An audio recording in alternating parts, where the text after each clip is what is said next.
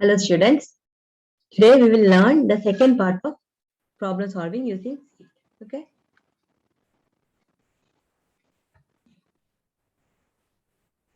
We are going to learn about control instructions that control the sequence. Normally when we execute a program, the program executes one after another. First line, second line, third line in this order. Okay. Suppose you want to execute fifth line after first. That is, എപ്പോഴെങ്കിലും branch ചെയ്യണം. അപ്പോൾ ഉപയോഗിക്കുന്ന statements ആണ് control instructions. Is it clear? Normally the program flow is first statement, second statement, third statement, fourth statement, like that it goes. Now, based on some condition, we have to execute some statement or other statement. For example, suppose you are going to compare two numbers. If the first number is greater than second, you have to do some of the calculations. If the first number is less than the second, we have to do another calculation. That means it is not the normal flow. സാധാരണ പോണ പോലെയല്ല, ഏതെങ്കിലും conditions നമുക്ക് ചിലപ്പോൾ ഏതെങ്കിലുമൊക്കെ execute ചെയ്യേണ്ടത്, ചിലപ്പോൾ വേറെ എന്തെങ്കിലുമൊക്കെ എക്സിക്യൂട്ട് ചെയ്യേണ്ടത്. ഇപ്പൊ ഈവൺ നമ്പേഴ്സ് ആണ് നമുക്ക് കുറച്ച് കാര്യങ്ങൾ ചെയ്യണം, ഓഡ് നമ്പർ ആണ് നമുക്ക് വേറെ കുറച്ച് കാര്യങ്ങൾ ചെയ്യണം. അതിനുവേണ്ടി ഉപയോഗിക്കുന്ന ഇൻസ്ട്രക്ഷൻസ് ആണ് control instructions. It determines the flow of control in the program. There are 4 types of control instructions in C. One is sequence instructions. Second is selection and decision control instruction. മൂന്നാമത്തെ case control.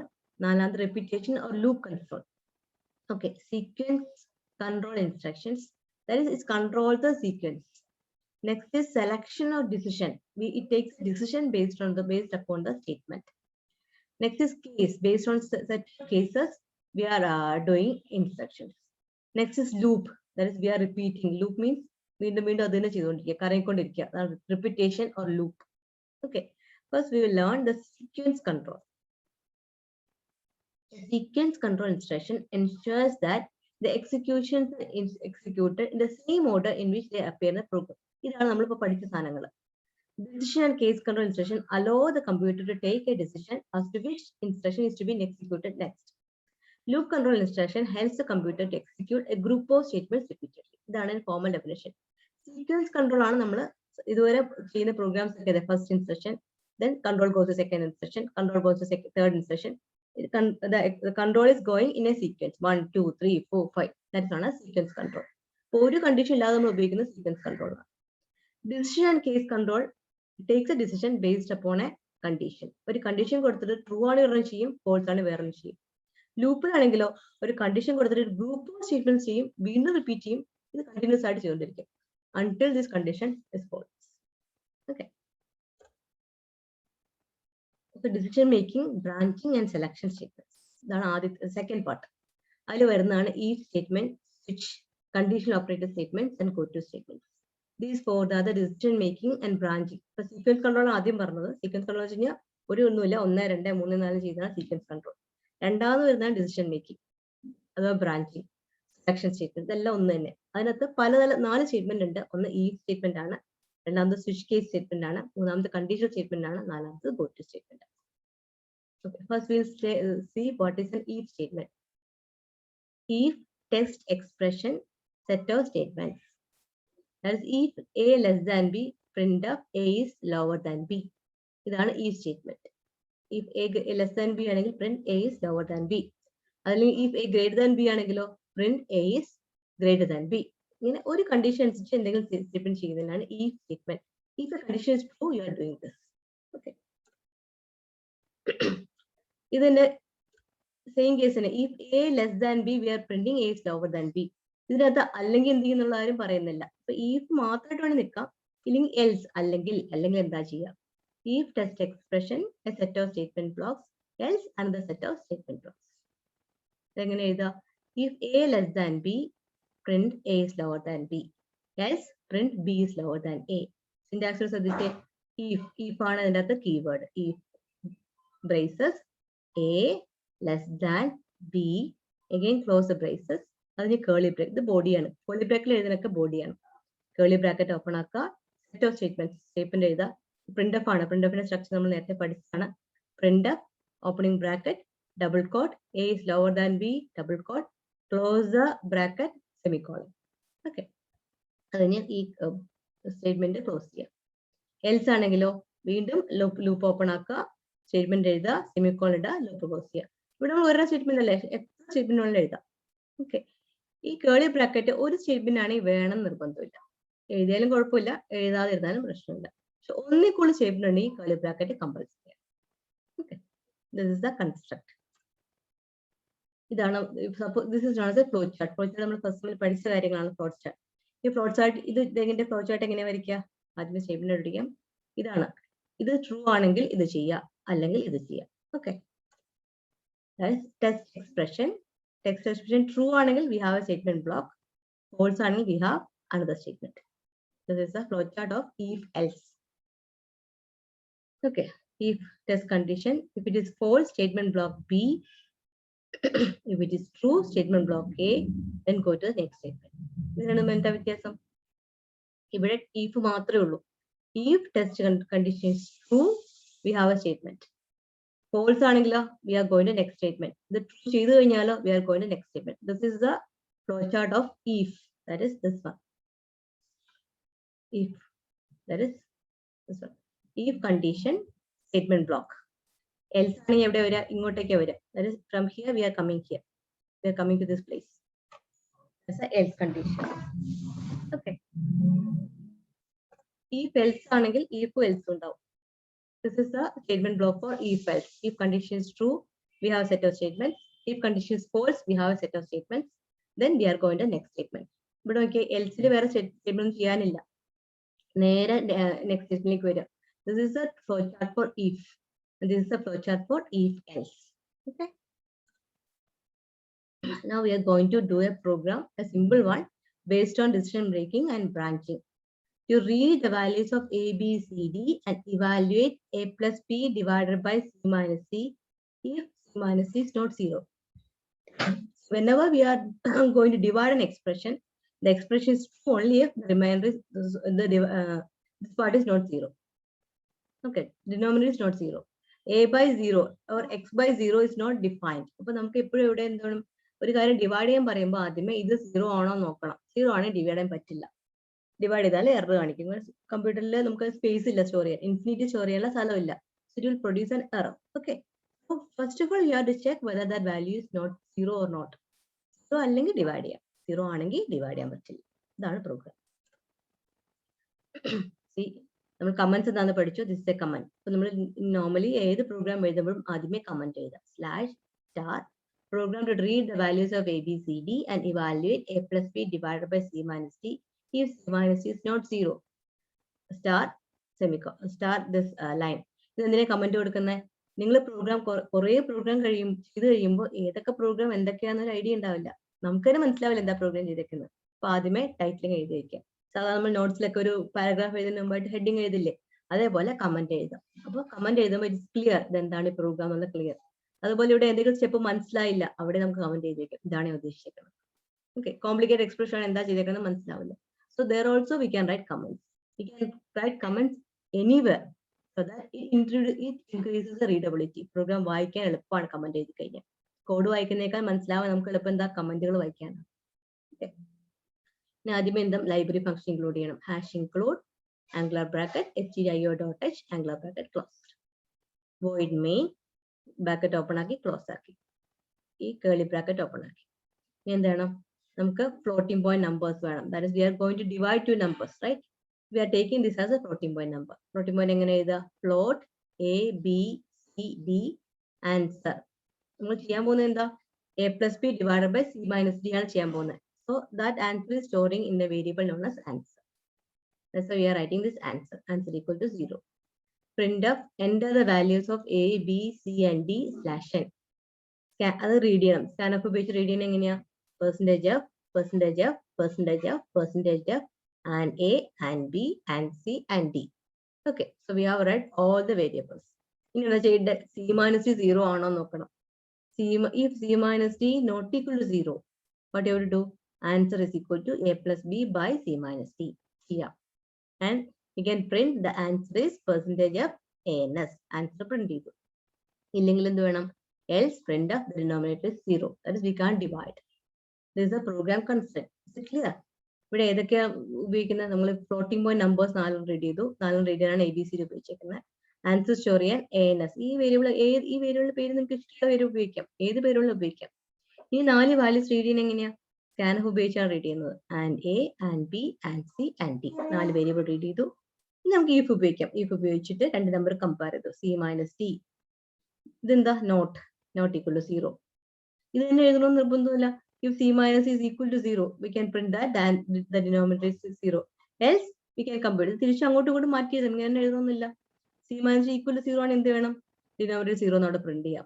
Not equal 0 ആണെങ്കിൽ നമുക്ക് ഈ statement താഴത്തെ എൽസിൽ എഴുതാം. Eiffel എന്താണ് എഴുതിയിരിക്കുന്നത് അതിന്റെ code എഴുതാം. ഓക്കെ, അപ്പൊ നോട്ട് ഈക്വൽ 0 ആണ് എന്ത് ചെയ്യണം? അതെവിടെ എഴുതാം. ഈക്വൽ 0 ആണ് എന്ത് ചെയ്യണം? അതെവിടെ എഴുതാം. This is how the program is written. This is the output window. ഇത് വിൻഡോയിൽ ചെയ്യുമ്പോൾ നിങ്ങളുടെ മൊബൈൽ ആപ്പിൽ ചെയ്യുമ്പോൾ ഇങ്ങനെയായിരിക്കും ഉണ്ടാവുക. ആപ്പിൽ ചെയ്യുമ്പോൾ എപ്പോഴും കളർ കോഡ് ഉണ്ടാവും. കളർ കോഡ് നോക്കിയാൽ മനസ്സിലാവും എന്തെങ്കിലും എറർ ഉണ്ടെങ്കിൽ. ഓക്കെ, ഈ ഡബിൾ കോഡിനകത്തുള്ള ഗ്രീൻ കളറില്ല. അപ്പൊ നിങ്ങളുടെ സ്ഥലത്ത് വേറെ പിങ്ക് കളർ, വേറെ ഏതെങ്കിലും കളേഴ്സ് ആയിരിക്കും. അപ്പൊ കളർ കോഡ് നമുക്ക് എളുപ്പമുണ്ട് ട്രേസ് ചെയ്യാൻ. നോക്കി അറിയാം. കീവേഡ്സ് ഒക്കെ ഒരു ബ്ലൂ കളറിലാണ് ഉള്ളത്. ഇതൊക്കെ കീവേഡ്സ് ആണ്. ബ്ലൂ കളറിൽ വന്നതൊക്കെ കീവേഡ്സ് ആണ്. പിങ്ക് വരുന്നത് കൺസ്ട്രെയിൻസ് ആണ്. ഈ ഫെൽസ് ഉള്ളത് കൺസ്ട്രെയിൻസ് ആണ്. കീവേഡ് തന്നെ അങ്ങനെ വരുന്നതാണ് പ്രിന്റ്. അങ്ങനെ പറയാൻ പറ്റില്ല. പ്രിന്റ് ഓഫ് ഒന്നും കീവേഡ് അല്ല. പ്രിന്റ് ഓഫ്, സ്കാൻ ഓഫ് അതൊക്കെ അങ്ങനെ ഉപയോഗിച്ച് ഫങ്ഷൻസ് ആണ്. Okay.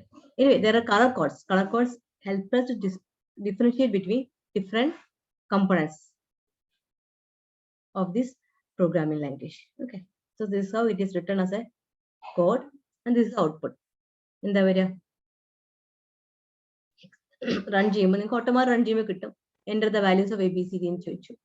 1 2 3 4 1 2 3 കൊടുക്കുന്നത് കഴിഞ്ഞാൽ A plus B divided by C minus D. C minus D എന്താ? -1 ആണ്. A plus B എന്ന 3 by -1, that is -3 എന്ന് കിട്ടും. C -3.00 എന്നുണ്ട്. We are storing this as a floating point number. അടുത്ത് enter the values of ABCD പറഞ്ഞപ്പോൾ എന്താ കൊടുത്തേ? 4 5 2 2. ഇവിടെ എന്താ? 2 - 2 0 ആണ്. അപ്പൊ ഡിനോമിനേറ്റർ 0 എന്ന് വന്നു. അപ്പൊ ഇതിനകത്ത് ഈഫിന്റെ ആൻസർ കിട്ടിയേക്കണേ, ഇവിടെ എൽസിന്റെ ആൻസർ കിട്ടിയേക്കണം. അടുത്തത് 3 2 5 1. 3 2 5 1 കൊടുക്കുന്നത് 3 + 2 = 6. 6/4. അതാണ് 1.25 എന്ന് കിട്ടിയേക്കുന്നത്. നിങ്ങൾ പ്രോഗ്രാം എക്സിക്യൂട്ട് ചെയ്യുമ്പോൾ എത്ര ലൂപ്സ് ഉണ്ടോ, എത്ര കണ്ടീഷൻസ് ഉണ്ടോ, അതിന് പറ്റിയ ഇൻപുട്ട് വേണം കൊടുക്കാൻ. ദാറ്റ് ഈസ്, നമുക്കിവിടെ 2 എണ്ണം ഉണ്ട്. ഒന്ന് ഈഫും ഉണ്ട്, ഒന്ന് എൽസും ഉണ്ട്. അപ്പൊ ആദ്യത്തെ ആൻസർ ഇവിടെ വരണം. ഇവിടെ ആൻസർ വന്നു എന്താണ്? നമ്മൾ അതനുസരിച്ചുള്ള വാല്യൂസ് വേണം കൊടുക്കാൻ. So we should give values in such a way that we should get this answer. Okay, ഈ വാല്യൂ കിട്ടുന്ന പോലെ നമുക്ക് ആൻസർ കൊടുക്കണം. അതേപോലെ സെക്കൻഡ് കേസിൽ എന്ത് വേണം? we should give values in such a way that we should get this answer. അപ്പൊ എത്ര കണ്ടീഷൻസ് ഉണ്ടോ അതിന് സാറ്റിസ്ഫൈ ചെയ്യുന്ന ഇൻപുട്ട് വേണം കൊടുക്കാൻ. കമ്പൈലിന് അറിയാൻ വയ്യ എങ്ങനെ വരണം, ഇതിൽ വരണം അറിയില്ല. നമ്മൾ കൊടുക്കുന്ന ഇൻപുട്ട് അനുസരിച്ചാണ് റിസീവ് ചെയ്യുന്നത്. അപ്പൊ ഫസ്റ്റ് കേസിൽ നോക്കിയേ, ആദ്യത്തെ ഇത് -3 എവിടുന്നാ കിട്ടിയേ? -3 കിട്ടുന്നത് ഇവിടെ നിന്നാണ്. -3 കിട്ടിയത്. Answer is -3. ഓക്കെ, കൊടുത്തു. രണ്ടാമത് കൊടുത്തപ്പോൾ നോക്കിയാൽ ഡിനോമിനേറ്റർ 0. അത് ഇവിടെ നിന്നാ രണ്ടാമത്തേന്നാ വന്നേക്കുന്നത്. രണ്ടാമത്തെ 0. So we should give input in such a way that it satisfies all the conditions. രണ്ട് ഇൻപുട്ട് മിനിമം ഇതിന് കൊടുത്തിരിക്കണം. അതേപോലെ നമ്മൾ ഇനി ചെയ്ത പ്രോഗ്രാമിൽ 3 ഇൻപുട്ടോ 4 ഇൻപുട്ടോ കൊടുക്കണം. കാരണം അത് എത്ര കണ്ടീഷൻ ഉണ്ട് അത്രയും ഇൻപുട്ട് വേണം കൊടുക്കാൻ. കാരണം ഓരോ ലൂപ്പും വർക്ക് ചെയ്യുന്നതെന്ന് അറിയണം. ഓക്കെ, ഇതിന്റെ ഔട്ട്പുട്ടിൽ ക്ലിയർ ആണ് വെരി വർക്കിംഗ്. ഇത് വേണം നിർബന്ധമില്ല. കാരണം ഇത് രണ്ടും ഉണ്ടെങ്കിൽ ക്ലിയർ, രണ്ടെണ്ണത്തിൽ വന്നു കഴിഞ്ഞു. 2 എണ്ണം മിനിമം വന്നിരിക്കണം. ചിലപ്പോൾ 2 ആയിരിക്കും, ചിലപ്പോൾ 1 മതിയാവും, ചിലപ്പോൾ 3 4 വേണ്ടി വരും. അപ്പൊ എത്ര കണ്ടീഷൻ നിങ്ങൾക്ക് ഉണ്ടോ അതനുസരിച്ചിട്ട് വേണം ഇൻപുട്ട് കൊടുക്കാൻ. Clear? else if ladder, that is we can connect if else any level, എത്ര ലെവലിലേക്ക് വേണമെങ്കിൽ കൺസെപ്റ്റ് ചെയ്യാം. That is here നോക്കിയേ, if condition 1 statement 1, else ആണെങ്കിൽ വീണ്ടും ഒരു ഇൻപുട്ട് എടുക്കുക. else if condition 2 statement 2, else if condition 3 statement 3. ifന്റെ കൂടെ else എത്ര വേണമെങ്കിലും നമുക്ക് കണക്ട് ചെയ്യാം. else if condition in statement n, else default statement. Okay, this is how the ladder looks like. We have an entry condition. Condition is 1. Condition true ആണെങ്കിൽ statement 1 execute ചെയ്തു, അടുത്ത സ്റ്റേറ്റ്മെന്റിലേക്ക് പോയി. Condition false ആണെങ്കിലോ the second condition. If it is true, statement 2 execute ചെയ്തു, next സ്റ്റേറ്റ്മെന്റിലേക്ക് പോയി. ഈ condition false ആണെങ്കിലോ check for condition 3. If it is true, statement 3 execute that. Again condition false ആണെങ്കിലോ go for next condition. Likewise, if we the nth condition. If it is true, statement n, it is over. ഇതൊന്നും അല്ലെങ്കിൽ default statement, ഒന്നും അല്ലെങ്കിൽ ഇത് ചെയ്തോളൂ. Go to the next statement. This is known as else if ladder because it looks like a ladder. Ladder പോലെയാണ് ഇരിക്കുന്നത്. Step by step ആയിട്ടാണ് ഇരിക്കുന്നത്. That's why it is known as a else if ladder. അപ്പോൾ ഈ else if നമുക്ക് എത്ര വേണമെങ്കിലും connect ചെയ്യാം. അത് ഇങ്ങനെ else if വേണമെന്നില്ല, നമുക്ക് ഇവിടെയും നോക്കാം. If condition 1 is true, we can give another condition here. ഇങ്ങനെ ഇത് ഇങ്ങോട്ട് പോകണമെന്നില്ല, ഇതാണ് ഇങ്ങോട്ടേക്കും പോവാം. Okay.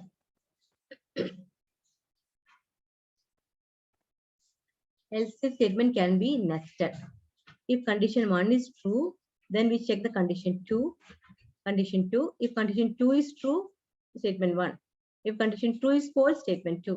Condition 1 is false, statement 3. Statement 4. Okay. ഇങ്ങനെ വേണം ചെയ്യാം. എങ്ങനെ വേണം നമുക്ക് കണക്ട് ചെയ്യാം. ഇതെങ്ങനെ നമുക്ക് ifലേക്ക് ആക്കാം, പ്രോഗ്രാമിംഗ് ലാംഗ്വേജ് എങ്ങനെയാക്കാം. If condition 1, അതിന്റെ അകത്ത് വേറെ if condition 2, then statement 1. Else statement 2. ഇവിടെ വായിച്ചു നോക്കിയേ. If condition 1, if condition 2, statement 1, else statement 2. Okay. ഇതൊന്നും അല്ലെങ്കിലോ else statement 3. Else condition 1 false ആണ്. ഇത് നോക്കിയേ, ബ്രാക്കറ്റ് അതനുസരിച്ച് അഡ്ജസ്റ്റ് ചെയ്യുക. If condition false ആണെങ്കിൽ else statement 3.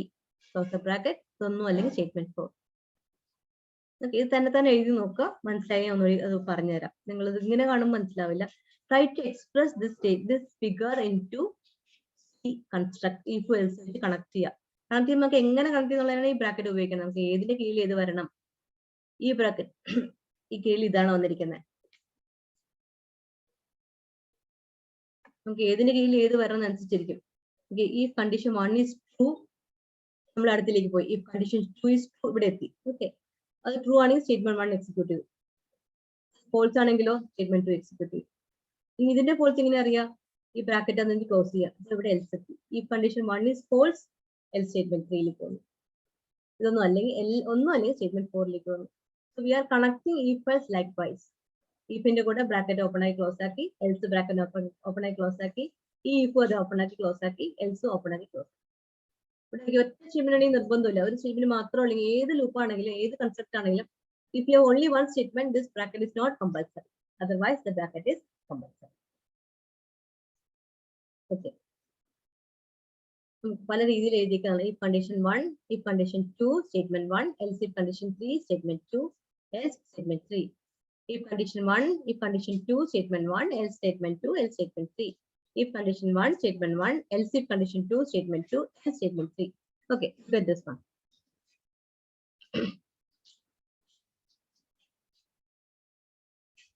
അത് ക്ലിയർ ആണ്. ifന്റെ അകത്ത് കയറി ഒരു if കൂടി ഉണ്ട്, വീണ്ടും else ഉണ്ട്, വീണ്ടും അടുത്ത if ഉണ്ട്, else ഉണ്ട്. ഈ else ഏതിന്റെ കൂടെ വരിക, ഏതിന്റെ else ആണ്, കണ്ടീഷൻ 3 വർക്ക് ചെയ്തില്ലെങ്കിൽ ഇത് ചെയ്യാം. ഓക്കെ, ഓരോ എപ്പോഴും else തൊട്ട് if കമ്പൈൻഡ് ആക്കാം. ഈ എൽസോ ഈ ifന്റെ കൂടെ. ഓക്കെ, എന്നിട്ട് പറയാം ഈ else ഏതിന്റെ കൂടെ, ഈ ifന്റെ കൂടെ. ഈ else ആണെങ്കിലോ ഈ ifന്റെ കൂടെ. ഈ ifന് else ഇല്ല. ഓക്കെ, നമുക്ക് ബ്രാക്കറ്റ് ഇല്ലാതെ എഴുതാം. ബ്രാക്കറ്റ് ഇട്ട് എഴുതി നമുക്ക് മനസ്സിലാവും, ബ്രാക്കറ്റ് അനുസരിച്ച് നമ്മൾ കൺട്രോൾ ചെയ്യുന്നുണ്ട്. ഇല്ലാതെ എഴുതാം, ഒറ്റ ബ്രാക്കറ്റും ഇല്ല. അപ്പോ നമുക്ക് എൽസ് മുതൽ തുടങ്ങാം. ഈ എൽസ് എങ്ങോട്ടേക്കാ, തൊട്ട് മുന്നിലത്തെ if, അതായത് ഇവിടെ ഒരു if ഉണ്ട്, ഈ എൽസ് ഈ ifലേക്ക് കമ്പൈൻഡ് ആയി. That's over. അപ്പൊ ബ്ലോക്ക് ഓവർ ആയി. പിന്നെ എൽസ് ഉണ്ട്, അത് ഇങ്ങോട്ട് കമ്പൈൻഡ് ആയി. ഈ എൽസ് ഓൾറെഡി ഒക്യുപ്പൈഡ് ആയി കഴിഞ്ഞു. നമ്മൾ ബ്രാക്കറ്റ് ഇടുന്ന പോലെ തന്നെ ഒരു if, അതിന്റെ അകത്ത് വേറൊരു if, പിന്നെ അതിനകത്ത് എൽസ്. അപ്പൊ ഇത് എൽസും ഈ എൽസും if ഒന്നിച്ചാണ്. ഇതിന്റെ എൽസ് ആണ് ഇത്. അതായത് this statement is executed when condition 2 is false. Okay, ഇതാണെങ്കിലോ when condition 1 is false. Then look at here. If condition 1, statement 1, else if condition 2, statement 2, else statement 3. ഈ else ഏതിന്റെ കൂടെ വരിക, ഇവിടെ ഒരു if ഉണ്ട്, ഇവിടെ else if ഉണ്ട്, രണ്ട് if ഉണ്ട്, ഒരു else ഉള്ളൂ. ഇവിടെ നോക്കിയാൽ രണ്ട് if ഉണ്ട്, രണ്ട് else ഉണ്ട്. രണ്ട് if ഉണ്ട്, രണ്ട് else ഉണ്ട്. അപ്പൊ നോ പ്രോബ്ലം. ഇവിടെ രണ്ട് if ഉണ്ട്, പക്ഷെ ഒരൊറ്റ else ഉള്ളൂ. അപ്പൊ ഈ else വേണമെങ്കിൽ ഇങ്ങനെ അറ്റാച്ച് ചെയ്യും, അല്ലെങ്കിൽ ഇങ്ങോട്ടേക്ക് അറ്റാച്ച് ചെയ്യാം. ദാറ്റ് ഈസ് ഈ സ്റ്റേറ്റ്മെന്റ് 3 എപ്പോഴും എക്സിക്യൂട്ട് ചെയ്യാം, കണ്ടീഷൻ 1 ആകുമ്പോഴാണ്, കണ്ടീഷൻ 1 ഫോൾസ് ആകുമ്പോഴാണോ, കണ്ടീഷൻ 2 ഫോൾസ് ആകുമ്പോഴാണോ. പ്ലീസ് ഗോ ത്രൂ, ഒന്നുകൂടി വായിക്കാം. if condition 1 is true, statement 1 will be executed. Else അല്ലെങ്കിൽ if condition 2 is true, statement 2 will be executed. Else statement 3. അപ്പൊ സ്റ്റേറ്റ്മെന്റ് 3 എക്സിക്യൂട്ട് ചെയ്യണമെങ്കിൽ ഒന്നുകിൽ കണ്ടീഷൻ 1 ഫോൾസ് ആവണം, അല്ലെങ്കിൽ കണ്ടീഷൻ 2 ഫോൾസ് ആവണം. അപ്പോൾ ഒരു കൺഫ്യൂഷൻ ഇല്ലേ, ഏത് ഫോൾസ് ആയാലും സ്റ്റേറ്റ്മെന്റ് 3 എക്സിക്യൂട്ട് ചെയ്യാന്നുള്ളത്. ഓക്കെ, അപ്പൊ ശ്രദ്ധിക്കേണ്ടത് എപ്പോഴും എൽസ് തൊട്ട് മുന്നത്തെ if ആയിട്ടാണ് കമ്പൈൻഡ്. ഈ എൽസിന് തൊട്ട് മുന്നിൽ ഇതാണ്. അപ്പൊ കണ്ടീഷൻ 2 ഫോൾസ് ആണെങ്കിൽ ആ സ്റ്റേറ്റ്മെന്റ് 3 എക്സിക്യൂട്ട് ചെയ്യാം. കണ്ടീഷൻ 1 യാതൊരു ബന്ധവുമില്ല. സോ സാധാരണ ട്രിക്കി ആയിട്ട് ചോദിക്കുന്ന ഒരു ചോദ്യമാണത്. Statement 3 will be executed only if condition 2 is false, not condition 1. We are not bothered about condition 1. ഇനി ഒരു എൽസ് കൂടെ ഉണ്ടെങ്കിലോ, ഇത് താഴെ ഒരു എൽസ് കൂടെ ഉണ്ടെങ്കിൽ കണ്ടീഷൻ 1 ആയിട്ട് bothered ആണ്. Okay, ഈ statement 3 will be executed when condition 2 is false. Okay. This is another program. We are going to find the maximum among numbers. എങ്ങനെയാ? Let the numbers be ABC. എങ്ങനെ കണ്ടുപിടിക്കാൻ പറ്റുക? ആദ്യം എയും ബിയോട് ആദ്യം രണ്ട് നമ്പർ കമ്പയർ ചെയ്തു, എയും ബിയോട് കമ്പയർ ചെയ്തിട്ട് എ ആണ് വലുതാണെങ്കിൽ എന്ത് വേണം? എയും സിയോട് കമ്പയർ ചെയ്യുക. എന്നിട്ട് ആൻസർ എന്ന് പ്രിന്റ് ചെയ്യുക, അല്ലെങ്കിൽ സിന്ന് പ്രിന്റ് ചെയ്യുക. ഓക്കെ. അല്ലെങ്കിലോ എ ഗ്രേറ്റർ ദാൻ ബി ഫോൾസിന്റെ അർത്ഥം എന്താ? ബി ആണോട് വലുത്. ഈ ബിയും സിയോട് കമ്പയർ ചെയ്യുക. ബി ഗ്രേറ്റർ ദാൻ സി ആണ്, ആൻസർ ബി എന്ന് പ്രിന്റ് ചെയ്യുക, എൽസ് സി എന്ന് പ്രിന്റ് ചെയ്യുക. This is the program. In ABC Max and the 3 numbers ഒക്കെ പഴയ പോലെ തന്നെ ഇവിടെ ഇൻഡ് ആയിട്ട് ഇട്ടേക്കണ പെർസെന്റേജ് ഡി വെച്ച് റീഡ് ചെയ്തു. നേരത്തെ ഫ്ലോട്ടിംഗ് പോയിന്റ് ആയിരുന്നു, പെർസെന്റേജ് എഫ് വെച്ച് റീഡ് ചെയ്തു. If A greater than B, if A greater than C, max equal to A, else max equal to C. നമ്മൾ നേരത്തെ പറഞ്ഞ പോലെ എയും ബിയോട് കമ്പയർ ചെയ്തു. ഇങ്ങോട്ട് വരും ഇതിനർത്ഥം ഈഫിന്റെ ഉള്ളിൽ വന്ന അർത്ഥം എന്താ? എ ആണ് വലുത്. ഇനി എയും സിയോട് കമ്പയർ ചെയ്തു, മാക്സ് ഈക്വൽ ടു എ എന്ന് പ്രിന്റ് ചെയ്തു, else max equal to C എന്ന് പ്രിന്റ് ചെയ്തു. ഈ എൽസിന്റെ അർത്ഥം എന്താ? A is less than B എന്നുള്ളതാണ്. അപ്പൊ ബി ആണ് ഇവിടെ ഒരു വലുത്, ബി ആണ് വലുത്. ബി സിയോട് കമ്പയർ ചെയ്തു, മാക്സ് ഈക്വൽ ബി അല്ലെങ്കിൽ max equal C. Now the maximum among the 3 numbers is max. Max ആണ് maximum among 3 numbers. Is that program clear? ആദ്യം 1 2 കമ്പയർ ചെയ്തു, അതിൽ വലുത് എടുത്തു വെച്ചു, ആ വലുത് മൂന്നാമതോടെ കമ്പയർ ചെയ്യും. Okay. This is the program code. Okay, stop here. This is a program code. 3 numbers read here. If A is greater than B, if greater than C, max equal to A, else max equal to C. If B greater than C, max equal to B, else max equal to C. Print the maximum among ABC is this. This output we are giving 1 2 3. The maximum is 3 എന്ന് കിട്ടും. 6 4 2. അത് അവസാനത്തെ number വലുതാക്കി കൊടുത്തു, we are getting the answer. ഇനി ആദ്യത്തെ നമ്പറിനെ വലുതാക്കി കൊടുത്തു, we are getting the answer. ഇനി നടുക്കത്തെ നമ്പർ വലുതാക്കി കൊടുത്തു, we are getting the answer. ഇങ്ങനെയാണ് ലൂപ്പ് കൺസ്ട്രക്ട് ചെയ്യണേ. നമ്മുടെ കേസിൽ 3 നമ്പർ കൊടുക്കുമ്പോൾ ഒന്നാമത്തെ ഏറ്റവും വലുതാവാം, രണ്ടാമത്തെ ഏറ്റവും വലുതാവാം, മൂന്നാമത്തെ ഏറ്റവും വലുതാവാം. അപ്പൊ നിങ്ങൾ 3 ഇൻപുട്ട് കൊടുക്കുമ്പോൾ അങ്ങനെ കൊടുക്കുക. ഏറ്റവും അവസാനത്തെ വലുതാക്കി കൊടുക്കുക, ഏറ്റവും ആദ്യത്തെ വലുതായി കൊടുക്കുക, നടുക്കത്തെ വലുതായി കൊടുക്കുക. ഇവിടെ നോക്കിയേ, this is 20 ആണ് ഏറ്റവും വലുത് കിട്ടിയത്. അങ്ങനെ വേണം പ്രോഗ്രാം ചെയ്യാനായിട്ട്.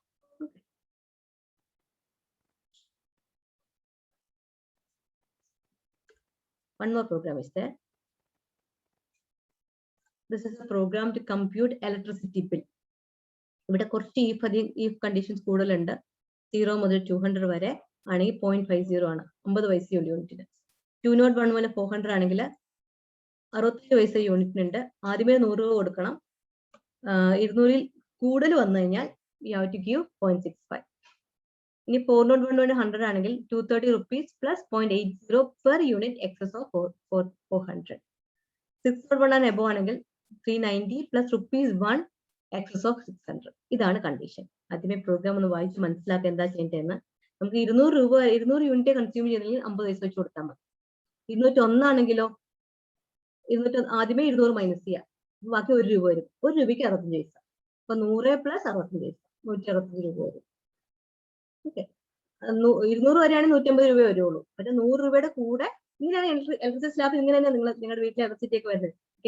Computer electricity bill using this program. നിങ്ങളുടെ വീട്ടിൽ എന്തുമാത്രം ഇലക്ട്രിസിറ്റി ബില്ല് കൺസ്യൂം ചെയ്യുന്നുള്ളത് കണ്ടുപിടിക്കുക. ഓക്കെ. എത്ര യൂണിറ്റ് ഉപയോഗിക്കണം നോക്കുക, ഒരു യൂണിറ്റിന്റെ ഇലക്ട്രിസിറ്റി ബോർഡിന്റെ ചാർജ് നോക്കുക, എന്നിട്ട് എങ്ങനെയാണ് നിങ്ങളുടെ ബില്ല് ജനറേറ്റ് ചെയ്യുന്നത്. Find out, make it as an exercise. You do it for the real problem. ഇതാണ് നമ്മുടെ ക്ലാസിക്കൽ എക്സാമ്പിൾ. ഈ യൂണിറ്റും റേറ്റും ഒക്കെ വ്യത്യാസം ഉണ്ടാവും. അതനുസരിച്ച് നിങ്ങളുടെ ഇലക്ട്രിസിറ്റി ബില്ലിന് കണ്ടുപിടിക്കാം. 400 മുതൽ 500 വരെ, 401 മുതൽ 600 വരെ ആണെങ്കിലോ 220 രൂപ ആദ്യമേ കൊടുക്കണം. പിന്നെ 400 കൂടുതലുള്ളതിന് ഇപ്പൊ 410 രൂപയ്ക്ക് 80 പൈസ കൊടുത്താൽ മതി. 500 ആണെങ്കിൽ 100 രൂപയ്ക്ക് 80 പൈസ വെച്ച് വരും. മനസ്സിലായോ? 601 മുതൽ കൂടുതലാണെങ്കിലോ ആദ്യമേ 390 രൂപ ആദ്യമേ അടയ്ക്കണം. അത് കൂടാതെ 600 കൂടുതലുള്ള തുകയ്ക്ക് 620 ആണെങ്കിൽ 20 രൂപയ്ക്ക് നമ്മൾ എക്സസ് അടയ്ക്കണം. 700 രൂപയാണെങ്കിൽ 100 രൂപയ്ക്ക് എക്സസ് അടയ്ക്കണം. 750 ആണെങ്കിലോ 150 രൂപയ്ക്ക് എക്സസ് 1 രൂപ വെച്ച് അടയ്ക്കണം. ഇതാണ് ഇലക്ട്രിസിറ്റി ബില്ല് കമ്പ്യൂട്ട് ചെയ്യേണ്ട programme. Okay, this is the program chart. We are getting in unit, consumer number, load charges, another consumer number, a unit of electricity consumed. We are consumer number units ready to that's a program. If units less than or equal to 200, charges equal to 0.5 unit. Okay. If unit is less than 400, 100 രൂപ ആദ്യം add ചെയ്യുക, പിന്നെ 0.65 into units minus 200. ആദ്യത്തെ 200 നമ്മൾ 100 രൂപ കൊടുത്തു, ആദ്യത്തെ 200 100 രൂപ കൊടുത്തു, ബാക്കിയുള്ളവയ്ക്ക് 65 പൈസ കൊടുക്കുക. അടുത്ത കേസ് ആണെങ്കിലോ 250 രൂപ plus 0.80 into units minus 400. Else charges equal to 390 plus units minus 600. Print the consumer number and charges. ഈ പോയിന്റ് എന്താ, പോയിന്റ് ഡെസിമൽ വരാം. ഡെസിമൽ ഇങ്ങനെ 0.0001 വരണ്ട, 2 ഡെസിമൽ പ്ലേസ് മതി. Percentage 0.2f, that is 23.56 ഇങ്ങനെ ഇത് വരാനാണ് 0.2f എന്ന് കൊടുത്തിരിക്കുന്നത്. This is its output. ഇതാണ് പ്രോഗ്രാം കോഡ്. ഔട്ട്പുട്ട് ഇങ്ങനെയാണ്. നമ്മൾ ഇലക്ട്രിസിറ്റി ബിൽ കൺസ്യൂം ചെയ്തപ്പോൾ 200 കൊടുത്തു, ഇപ്പൊ 100 രൂപയാണ് ചാർജ്. 300 കൊടുത്തപ്പോ 165. എങ്ങനെയാ വന്നേ, 100 രൂപ ആദ്യമേ കൊടുത്തു, ബാക്കി 100 രൂപയ്ക്ക് 65 പൈസ, അപ്പൊ 65 രൂപ വന്നു, അപ്പൊ 165. അടുത്ത 400 രൂപ കൊടുത്തു, 230 കിട്ടി. 500 രൂപ കൊടുത്തു, 310 കിട്ടി. 600, നിങ്ങൾ ഇതെല്ലാം ശരിയാണെന്ന് നോക്കണം. ഓക്കെ, 600 രൂപ കൊടുത്തു, 390. കറക്റ്റ് അല്ല, നമ്മൾ പറഞ്ഞനുസരിച്ച് 390 ഉള്ളൂ. 601 ആണെങ്കിലോ ബാക്കി 1 രൂപയ്ക്ക് 600 വരെ 390, ബാക്കി ഒരു എക്സ്ട്രാ വന്നല്ലോ, 1 രൂപയ്ക്ക് 1 രൂപ ചാർജ്, 390. ഓക്കെ, 800 രൂപ കൊടുത്തു. 800 കൊടുക്കുമ്പോൾ ആദ്യമേ 390 വരും, പ്ലസ് ബാക്കി 200 രൂപയ്ക്ക് നമ്മുടെ 1 രൂപ വെച്ച് ചാർജ് വരും. ദാറ്റ്സ് 590. 390 പ്ലസ് 200, 590. ഈ കാൽക്കുലേറ്റ് നോക്കണം. എന്തെങ്കിലും വാല്യൂ കിട്ടിയിട്ട് കാര്യമില്ല, കിട്ടുന്ന വാല്യൂ ശരിയാണെന്ന് നോക്കണം. നമ്മൾ പ്രോഗ്രാം നന്നാക്കുകയാണ്, എന്നാലും നമുക്ക് ബാക്കിയുള്ളവർക്ക് കൊടുത്ത് ചെയ്തോളൂ എന്ന് പറയാൻ പറ്റുള്ളൂ. We are the developers, we are the programmers. When we are programming, you should check whether the output is true. എന്തെങ്കിലും കിട്ടുന്ന ഔട്ട്പുട്ട് കിട്ടിയെന്ന് പറഞ്ഞിട്ട് കാര്യമില്ല, കിട്ടുന്ന ഔട്ട്പുട്ട് കറക്റ്റ് ആണെന്ന് നോക്കണം. ഇല്ലെങ്കിൽ എന്ത് വേണം, കോഡിൽ എറർ ഉണ്ട്, കോഡ് പോയി കറക്റ്റ് ചെയ്യണം. കോഡ് കറക്റ്റ് ആക്കി റൺ ആക്കി പെർഫെക്റ്റ് ആക്കി കഴിഞ്ഞാൽ നമുക്ക് ആർക്കും കൊടുക്കാം, എന്റെ പ്രോഗ്രാം കറക്റ്റ് ആണ്, നിങ്ങൾ ചെയ്ത് വെച്ചോളൂ, നിങ്ങളുടെ എക്സിബിൾ ഇത് വെച്ച് കമ്പ്യൂട്ട് ചെയ്തോളൂ. ഓക്കെ, അപ്പൊ ഇനി നിങ്ങളുടെ ഇത് പ്രോഗ്രാം, ഈ 2 പ്രോഗ്രാം ചെയ്ത് നോക്കുക, മേക്ക് ഇറ്റ് റെഡി. അതിനുശേഷം നിങ്ങളുടെ വീട്ടിലെ ഇലക്ട്രിസിറ്റി ബില്ല് എങ്ങനെയാ വന്നത്, നിങ്ങളുടെ പ്രോഗ്രാം വെച്ച് നിങ്ങളുടെ വീട്ടിലെ ഇലക്ട്രിസിറ്റി ബില്ല് കമ്പ്യൂട്ട് ചെയ്യാം. Okay, stop here. Thank you.